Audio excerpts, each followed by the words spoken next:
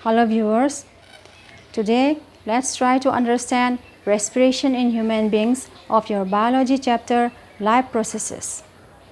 We know that during respiration, simpler food particles like glucose is oxidized to release energy, and in that process carbon dioxide and water are also given out. First of all, let's try to understand the structure of our respiratory system. Here is our diagram.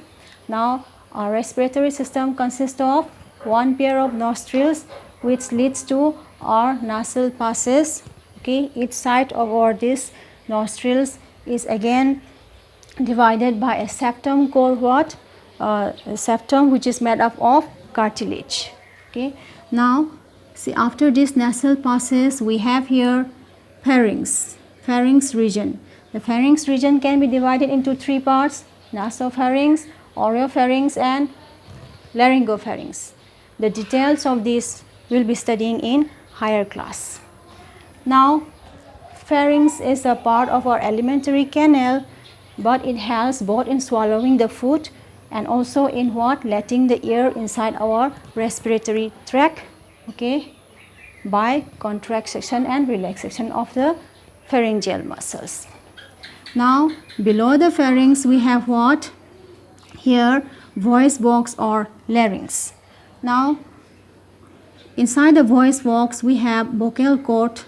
The opening of our voice box or glottis is again connected to a valve called epiglottis. This epiglottis prevents the food from entering inside our respiratory tract. Now below this larynx we have again what? This windpipe or trachea. We can see here the trachea is what? Supported by rings of cartilages, so that when there is no air in it, it does not get collapsed. Trachea is further divided into two branches. Okay, each branch called bronchus, or together we can call bronchi. Now each bronchus, okay, enter inside each lungs on its own and again divided into smaller and smaller tubes called bronchioles. The smallest bronchioles are connected to air sac or air chamber called alveoli. Now this structure is called lungs, and our lungs is what?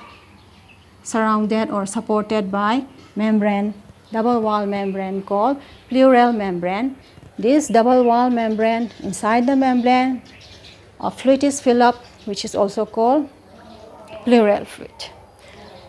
Okay, because of this fluid, okay, this fluid helps in lubrication of the lungs. So this structure, our lungs is engaged inside our thoracic cavity. This cavity or thoracic cavity is also protected by 12 pairs of ribs in our human body. Now at the base we can see this black structure. It is made up of muscle and it is called diaphragm. This diaphragm separates the thoracic cavity with the abdominal cavity. Okay, both of them are separated by this diaphragm. So this is the structure of our respiratory system. Now let's go to mechanism of breathing. Now breathing includes inhalation and exhalations. Okay, what causes inhalation? Let's try to understand. Okay, let's see the structure again. We can see ribs here. Now do you know that our ribs are what? This, bound by muscles. Okay, the muscles which is binding the ribs, okay, they are called intercostal muscles. So during inhalations these muscles contracts, as a result of which these ribs become elevated.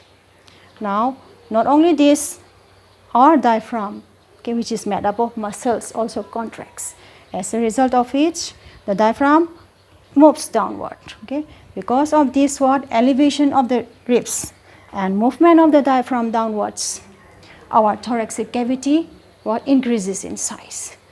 When our thoracic cavity increases, our lungs also expand in volume. So what happened is that since the volume of our lungs expand, air pressure inside the lungs decreases. okay, comparing to outside atmospheric pressure. We know that air flows from higher pressure to lower pressure. When air pressure inside our lungs decreases, air moves from outside to inside. This is called inhalation. Now next, let's go to, we have completed inhalation. Now let's go to exhalations. Okay, where is exhalation? Okay. Now what happens during exhalations? Now again, let's go to this diagram again. Just now I have told that during inhalation muscles contract. Now these intercostal muscles relax. Okay, the diaphragm muscles also relax. That's why all of them came to their original position. As a result of which, okay, our lungs volume decreases. When the volume of our lungs decreases, air pressure increases. Okay, comparing to outside atmospheric pressure. Okay, higher pressure to lower pressure. That's why air moves from lungs to outside. Okay, so this is what exhalations. Okay, now we have completed mechanism of breathing. Now then what last we have, what? Exchange of gases. Okay, so where does exchange of gases takes place inside our lungs? Okay, here I'm drawing here the alveoli. Exchange of gases takes place between the alveoli and the blood capillaries which is surrounding the alveoli. Exchange of gases takes place between the alveoli and the blood capillaries. When we inhale, oxygen-rich air enters inside our alveoli. Now the alveoli are rich in oxygens and capillaries will bring carbon dioxide-rich air. Okay, so carbon dioxide will diffuse from capillaries to alveoli and oxygen will diffuse from alveoli to capillaries. Okay, exchange of gases takes place between alveoli and capillaries. Then how it is carried in the blood? How carbon dioxide as well as oxygen are carried in the blood? Oxygen is carried with the help of hemoglobin. Okay, hemoglobin which is present in RBC of the blood. And most of the carbon dioxide, okay, carbon dioxide are very soluble in water comparing to oxygen. That's why they are carried in the blood plasma in soluble form. Okay, so this is how oxygen and carbon dioxide are carried in our blood. So we have completed what? Respiratory system in human beings.